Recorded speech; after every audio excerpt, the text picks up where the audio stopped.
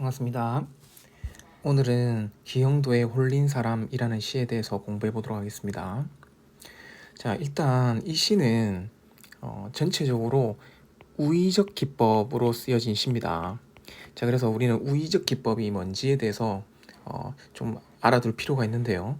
자, 우의적 기법이란 간단하게 얘기하면 내가 말하고자 하는 대상, 대문자 A와 B가 있으면 이 대상들을 다른 대상으로 이렇게 치환을 1대1로 치환을 시켜가지고 비판적 의도를 드러내는 표현 기법이다. 자, 이렇게 생각하면 제일 간단하게 이해할 수 있을 겁니다. 그래서 우리는 시에서 겉으로 표현되어 있는 이 소문자 A, B에 해당되는 인물들이 실제로 어떤 대상을 의미하는지, 자, 이것들을 찾아가면서 읽으면 조금 더 쉽게 이 시를 이해할 수 있을 거예요. 자, 그리고 한 개만 더 얘기하자면 이 우의적 표현으로 쓰여진 소설을 우리는 우화라고 하는데요. 자, 그러니까 우화라는 것은 소설의 종류로서 이제 우의적 표현으로 쓰여진 소설을 우화라고 합니다. 그러면 당연히 우의적 표현으로 쓰여진 시는 어떤 우화시 이렇게 표현할 수도 있겠죠. 자, 그리고 한 개 알아야 될 거, 우리 우화적 표현 이런 용어도 있는데요. 자, 이런 용어도 우화적 표현이라는 게 우화에서 쓰여진 표현이란 뜻이니까 결국은 우위랑 같은 말이다. 자, 이렇게 생각하고 이 작품을 먼저 살펴보면 좋을 것 같습니다. 자, 이 작품의 제목이 홀린 사람이란 뜻인 라고 되어 있는데, 자, 우리 홀린 또는 홀리다라는 이 단어가 가진 뜻은 크게 두 가지가 있습니다. 먼저 첫 번째, 대상을 유혹하여 정신을 못 차리게 하는 대상 한다라는 뜻이 있고요. 두 번째는 오히려 유혹에 빠져 정신을 못 차리는 그런 거를 또 홀리다라고 얘기합니다. 그래서 이 작품은 이게 1번의 의미로 홀린 사람이 있고요. 자, 2번의 의미로 또 홀린 사람이 있다라는 거죠. 자, 미리 말하면 1번의 의미로 홀린 사람은 여기서 사회자, 그리고 일생 동안 이웃을 위해서 산분, 여기서는 뭐 이분 이런 의미로 나오죠. 자, 그 다음에 유혹에 빠져 정신을 못 차린 홀린 사람은 군중이 될 겁니다. 자, 그래서 얘들이 각각 어떤 대상들을 의미하는지 그런 것들을 찾으면서 읽어야 되겠죠. 자, 먼저 첫 번째 사회자가 외친다라고 되어 있는데요. 자, 이 사회자는 군중들을 선동하는 사람이 됩니다. 선동하는 사람. 그러면서 이 사회자가 외쳤다. 뭐라고? 여기 일생 동안 이웃을 위해 산 분이 계시다. 자, 그래서 일생 동안 이웃을 위해 산 분. 자, 이분이 이 사회자가 선동을 통해서 군중들을 어떻게 보면 홀리고 있는 거죠. 그래서 이 분이 우리는 권력자 라고 할 수 있겠습니다. 자, 그러면서 구체적으로 말합니다. 이웃의 슬픔은 이분의 슬픔이었고 이분의 슬픔은 이글거리는 빛이었다 라고 얘기하고 있습니다. 자, 일단 여기서 사용된 표현법을 찾아보면 무엇은 무엇이었고 무엇은 무엇이었다, 대꾸법이 되어 있죠. 자, 그리고 두 번째로 A는 B이고 A는 B이다. 자, A 꼴 B의 형태를 띠고 있으니까 또 은유법도 되어 있죠. 자, 그러니까 지금 대꾸와 은유를 사용해주고 있습니다. 자, 그러면서 그런 거죠. 지금 사회자는 이분이 이웃들을 위해서 항상 슬퍼했고 이웃들을 위해서 항상 이 주변 이웃들을 살펴보는 그런 삶을 살았다. 이글거리는 빛으로 이웃들을 위한 삶을 살았다라고 이야기를 해주고 있습니다. 자, 그러면서 이제 사회자는 하늘에 걸고 맹세를 합니다. 자, 지금 맹세를 하죠. 그러니까 지금 앞에 외쳤다 해서 지금 맹세했다. 자, 이렇게 조금 더 표현이 좀 강렬해지고 있습니다. 자, 그러면서 이분은 자신을 위해 푸성기 하나 심지 않았다. 자, 여기서 푸성기가 의미하는 거는 되게 사소한 것 하나, 어떤 사소한 이익 하나 자신을 위해 쓰지 않았다. 즉 희생적 삶을 살았다라고 얘기를 해주고 있습니다. 근데 물론 이 이웃을 위해 산 분, 이분이 진짜 그런 삶을 살았다는 건 아니고요. 이 사회자의 선동인 거죠. 자, 그리고 이 푸성기가 사소한 이익 또는 사소한 것들을 의미한다면 이거는 또 표현법상 우리 부분으로 전체를 드러내는 대유법이 될 수 있겠죠. 자, 그러면서 눈물 한 방울도 자신을 위해 살지 않았다. 역시 완벽하게 희생적 삶을 살았다고 합니다. 자, 그런데 우리가 알다시피 강한 긍정은 또 강한 부정을 드러내기도 하죠. 그러니까 이런 걸 통해서 우리는 또 한 게 알 수 있는 거는 좀 반대로 이 그 이웃을 위해 산 분, 즉 이분이라고 표현하자면 이분은 되게 좀 탐욕적인 삶을 자신의 탐욕적이고 자신의 권력 유지를 위한 삶을 살았구나. 반어적으로 또 그렇게 생각해 볼 수 있겠죠. 자, 그러면서 이제 사회자는 흐느꼈다. 자, 이번에는 흐느낍니다. 자, 지금 이렇게 보면 사회자가 말하는 게 외쳤다 해서 맹세했다 해서 이제 흐느꼈다까지 상당히 점층적으로 자신의 말을 어떻게 보면 감정이입해서 자신이 어떤 그 군중들을 호소함에 있어서 되게 감정적으로 또는 점층적으로 어떤 감정을 고조시키는 모습들이 보이고 있는 거죠. 그러면서 자신의 말들을 되게 강조하고 있는 겁니다. 자, 그러면서 보라. 이분은 당신을 위해 청춘을 버렸다. 당신들을 위해 죽을 수도 있다. 역시 이분의 희생적 삶을 상당히 강조하고 있죠.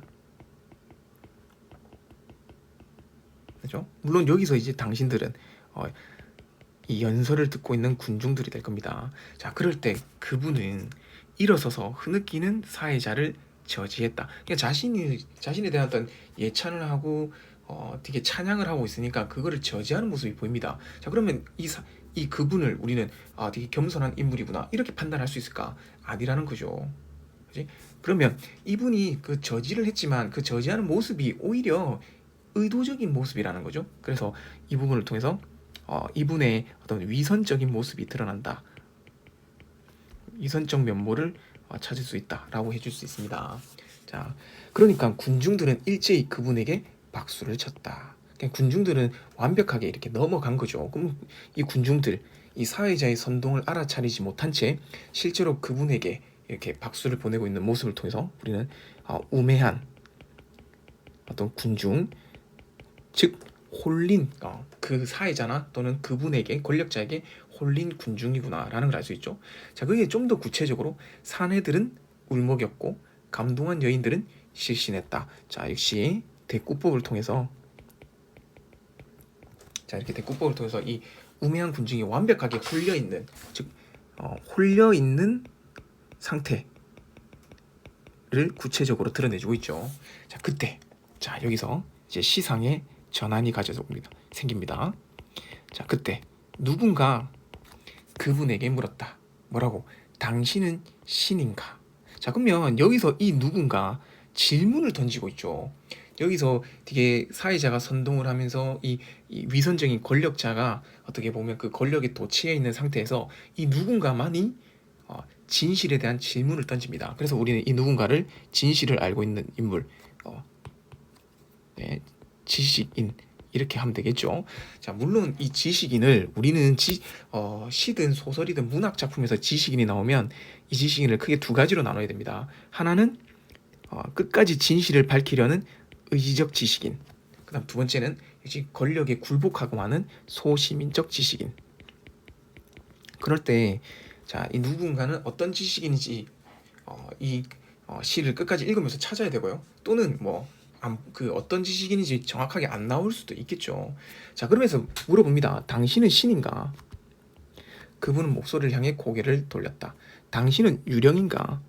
자, 그러면 여기서 신이냐 또는 유령이냐라고 물어보는 거는 결국 실체가 없다라는 걸 하고 있는 거죠. 그러니까 이 권력자의 실제 실체가 없음을 드러내고 있는 겁니다. 그냥 거의 실제로 이 권력자가 무언가를 한 행동이 있는 게 아니고요. 맹목적으로 추종하고 있는 상황이 보인다 이거죠.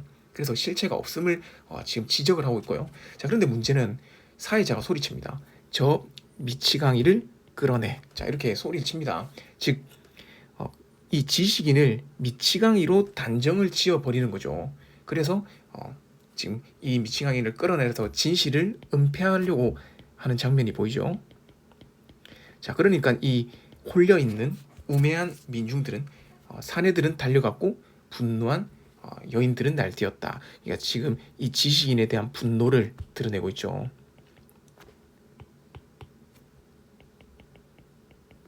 지식인에 대한 분노. 자, 그런데 그분은 성난 사회자를 제지합니다. 이것도 실제로 본인이 실제로 어떤 우러나와서 이런 모습이 아니겠죠. 이것도 그분의 되게 위선적인 면모라고 볼 수 있습니다.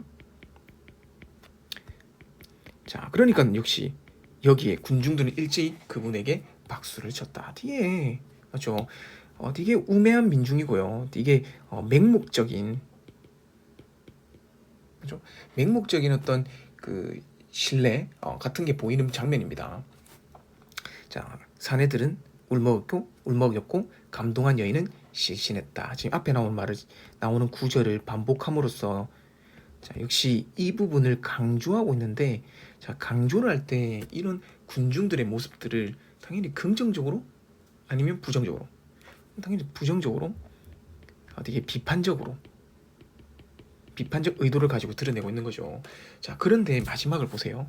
자, 그분의 답변은 군중들의 아우성 때문에 들리지 않았다. 자, 그러니까 이 마지막 장면은 바로 이 군중들의 이 우매함이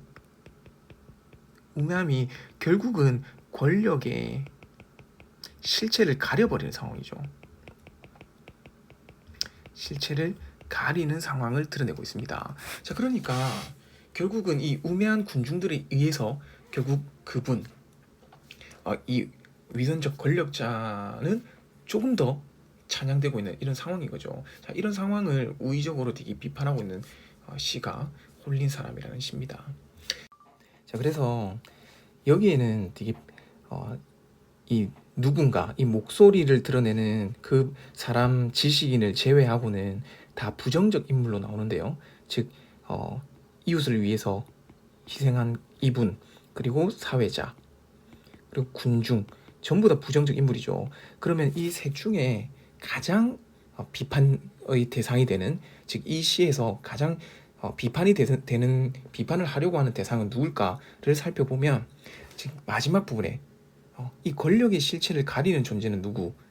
바로 우매한 군중들이라는 거죠. 그래서 이 군중들이 가장 비판의 초점에 있는 인물이다. 자, 이렇게 볼 수 있습니다. 자, 그리고 이 지식인으로 나오는 누군가, 자, 그 사람이 의지적 지식인인지 소시민적 지식인인지, 자, 그거는 여기서는 판단을 할 수가 없겠네요. 자, 이렇게 시를 한번 살펴봤습니다. 자, 그러면 이 시를 정리한 건데요. 자, 여기서 간단하게 한번 살펴봅시다. 자, 일단 주제는 우매한 대중에 대한 비판과 풍자. 역시 이 비판과 풍자의 초점은 우매한 대중, 군중에 있다라는 거죠. 자, 표현상의 특징으로 우화적 기법으로 대상을 풍자하고 있고요. 자, 그다음에 명령문을 통해 대상에 대한 집중과 인식을 유도한다. 자, 이 장면은 보라. 자, 이런 장면들이 되겠죠. 자, 그리고 의문형을 통해 대상에 대한 생각을 유도한다. 자, 이거는 이 지식인에 해당되는 누군가가 당신은 신인가, 당신은 유령인가, 자, 이렇게 실체가 없다라는 걸 지적할 때 제가 하는 장면을 통해서 알 수 있었습니다. 자, 그리고 마지막 밑에 있는 이 표는 여기 나오는 인물들, 대상들에 대해서 관계도를 정리한 건데요. 자, 일단 일생을 위해서 일생 동안 이웃을 위해 3분. 자, 이분은 이 위선적 권력자를 의미하고요. 자, 그리고 이 사회자는 그 어떤 권력자를 맹목적으로 추종하는 인물로서 선동가에 해당됩니다. 자, 그리고 이 사회자가 군중들을 선동하는데 군중들은 완벽하게 홀려서 이 권력자들에 대한 맹목적 추종을 보이죠. 그렇기 때문에 우매한 군중으로 볼 수 있고요. 자, 그때 이 지식인에 해당되는 이 목소리가 비판적 질문을 던지니까 이 맹목적으로 추종하는 우매한 군중이 화를 내므로써 그 실체를 가려버리는 거죠. 자, 그런 상황을 드러내고 있다. 자, 이렇게 정리를 할 수 있겠습니다. 자, 그러면 지금까지 홀린 사람을 살펴봤습니다. 자, 수고했습니다.